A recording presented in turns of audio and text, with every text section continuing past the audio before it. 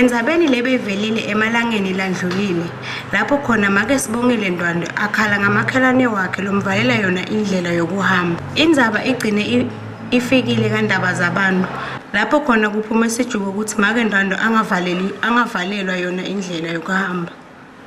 Make Sibongile Ndwandwe uvetile ukuthi lesijubo simthokodisa kakhulu, waphenza wachaza ukuthi usalenze yona incwadi lephuma khona kaNdaba Zabantu. Ihambile kona kwangifida ukuthi befike baka Channel S ngoba emva kwaloko nandaba zabantu khonile kuyingenelela lenzaba yalendlela. Yebo kona kwaya lo makhelwane wami kaNdaba Zabantu nami ngagcina ngifikile. Wathumela indvuna ukuthi itobuka.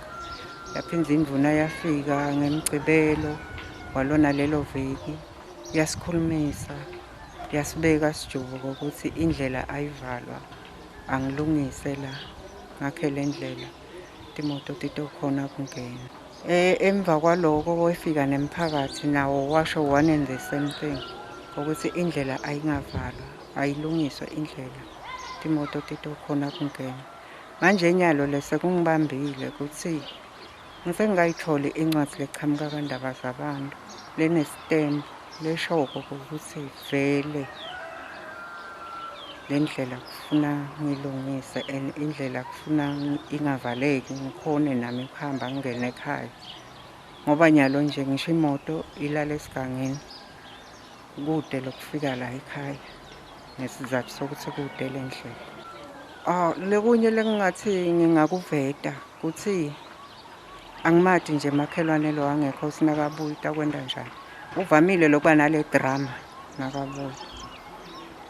Drama yalo msindo walendlela ngoba nyalo akekho ungiloma ke lothengisa handicraft eSouth Africa.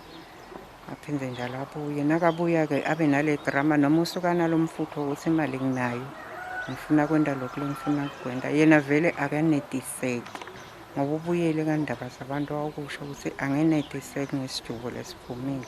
Etindzabeni teMaswati Channel ubika Celimpilo Dlamini na Gary Carlos Kamanzini.